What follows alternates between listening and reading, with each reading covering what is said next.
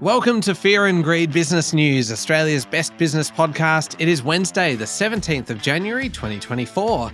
I'm Michael Thompson, and good morning, Sean Aylmer.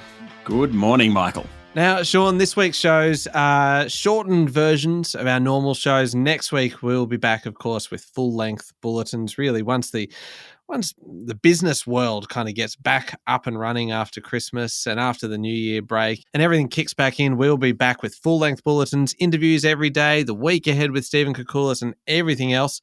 In the meantime, Sean, though, we do still have a bit of news to get through. Local shares fell to 4-week lows yesterday, with the S&P ASX 200 closing down 1.1% to 7,415 points.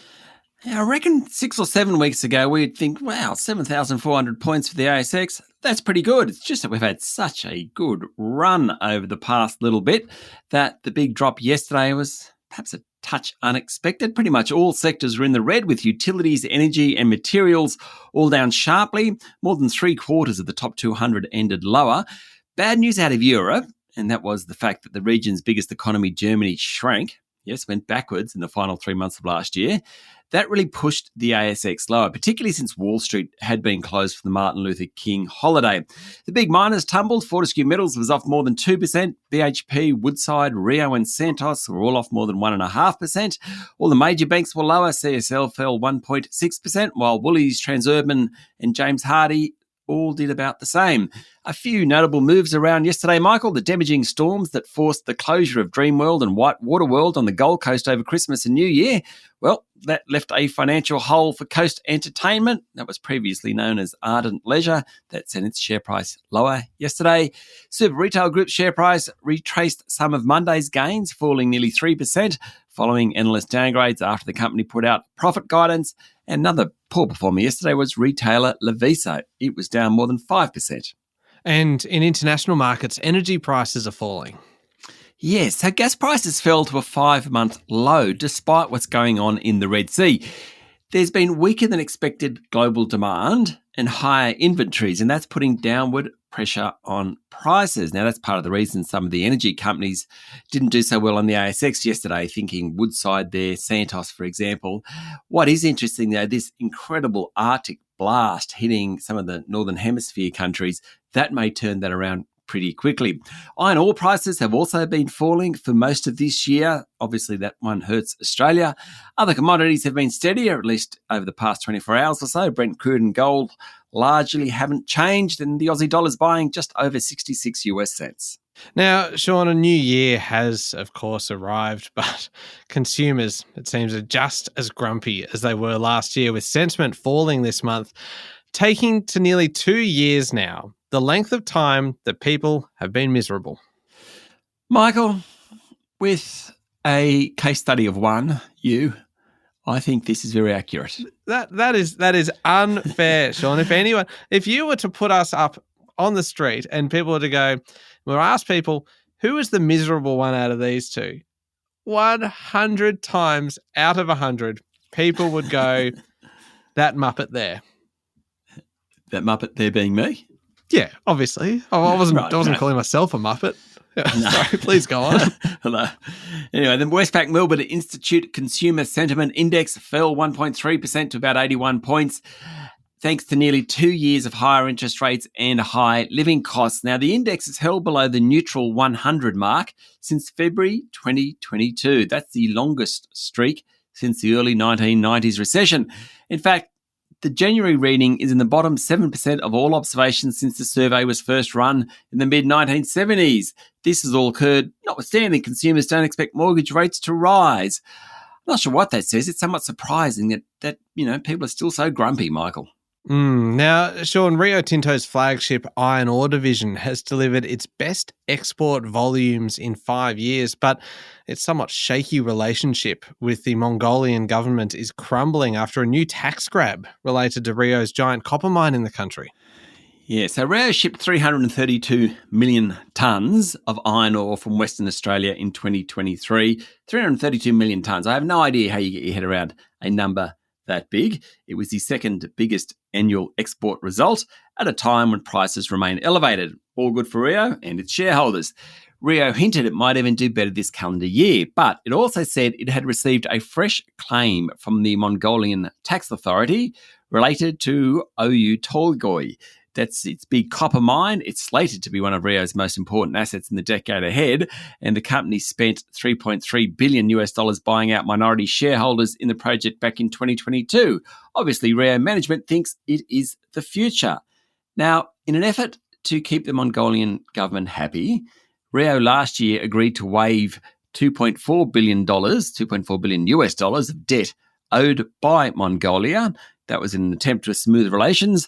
Now it has received a tax claim dating back to 2019 and 2020 for the mine for about $80 million. I wonder how far the Mongolian government can push Rio before Rio start getting upset about it. Yeah, indeed. Now, Sean, Bali, it seems, is back, but I suppose the question is, did it ever really go away? More Aussie tourists are visiting Indonesia now than before the pandemic. Yes, and Japan's also back on the must-visit list, while the number of people heading to New Zealand and the US is growing. The travel industry still hasn't recovered from COVID, but parts, like Bali, are getting there. More Australians took short-term visits to Indonesia than any other country late last year. One country where visits remain well below pre-COVID levels is China. Visits, in fact, are at just 45% of pre-COVID levels. In terms of tourists coming into Australia, New Zealand's our main source of visitors, then the US, UK and China. Indian and South Korean visitor numbers are now higher than 2019. So we have people going back to Bali in the same number as pre-COVID. Same deal with India and South Korea. Experts said the two main reasons for the pickup in some countries and not others: cost, fair enough, and direct airline capacity. Also fair enough. Now, the competition regulator is considering suing a big supermarket chain for breaching consumer law as Labor pushes Coles and Woolies to give consumers and farmers a fair deal. Australian Competition and Consumer Commission Chair Gina Cass-Gottlieb told the Financial Review that the watchdog is carefully looking at potential litigation, saying it is possible there would be a court case brought in the next 12 months. She said the ACCC will not hesitate to take legal action against large companies and their key decision makers for doing the wrong thing by consumers. Now, last week, Labor announced a review of industry codes and told supermarkets to pass on lower wholesale costs at the checkout. Although the ACCC has limited powers to consider claims of price gouging, it is looking into what's known as was now pricing, where chains claim to offer discounts on products but have engaged in deceptive behaviour. For example, they might have increased the price of a product for a brief period beforehand and then reduced it and say was now. So it was more, now it's cheaper.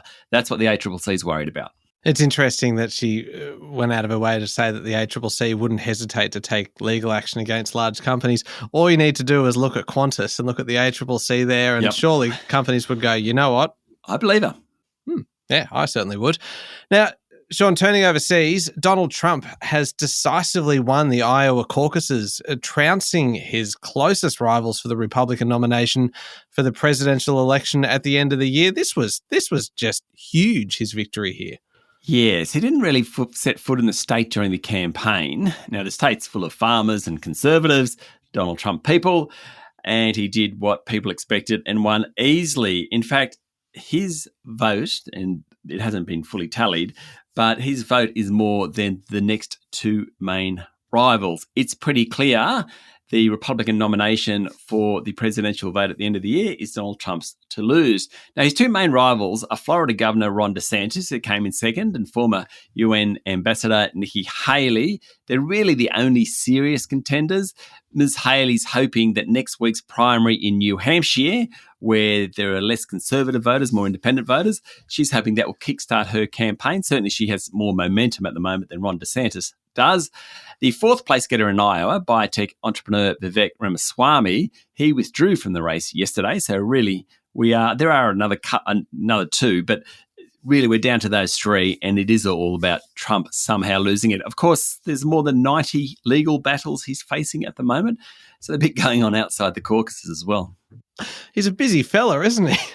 Very busy. He almost sounded yesterday afterwards. He was giving a speech, and he was he was almost nice about DeSantis and Haley, which, he never did that in his previous runs for president, or for Republican nomination. He obviously had to go at Joe Biden, which is his want, but it was actually almost toned down yesterday after his victory.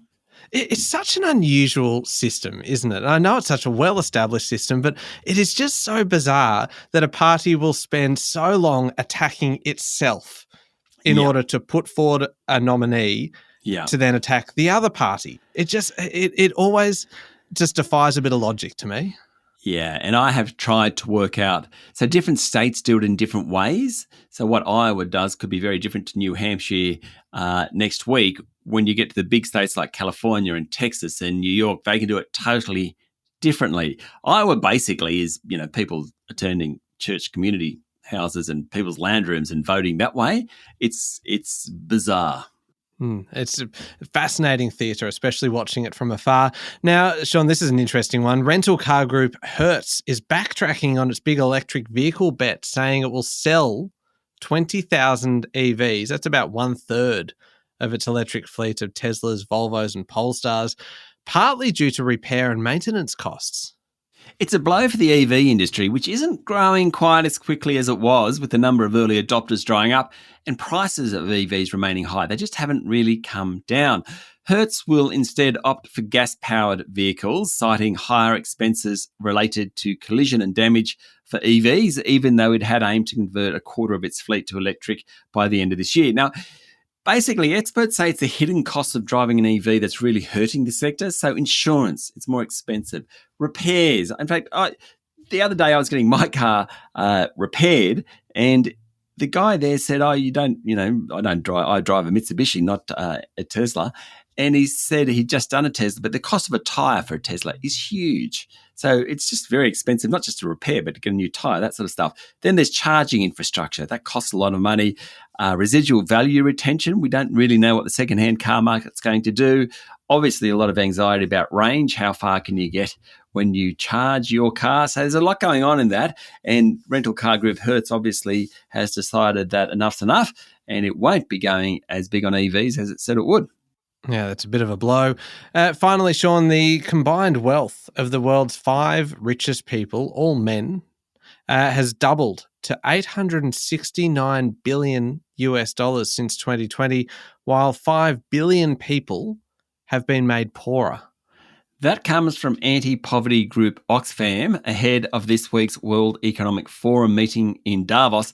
The Oxfam report also says that a billionaire is now either running or the main shareholder in 7 of the world's 10 largest companies, and the top 148 companies made an estimated $1.8 trillion in annual profit, up 50% on the 3-year average. Now, Oxfam, not surprisingly, is calling for governments to rein in corporate power and wants taxes on excessive profits. But that figure you quoted, the 5 richest people doubling their wealth since 2020 to $869 billion is quite phenomenal. The 5, of course, are Tesla CEO Elon Musk, LVMH chief Bernard Arnault, Amazon's Jeff Bezos, Oracle co-founder Larry Ellison, and Warren Buffett, the investor. All right, that'll do us for today. Thank you very much, Sean. Thank you, Michael. It's Wednesday, the 17th of January, 2024. Make sure you're following the podcast and please join us online on LinkedIn, Instagram, X and Facebook. I'm Michael Thompson and that was Fear and Greed Business News. Have a great day.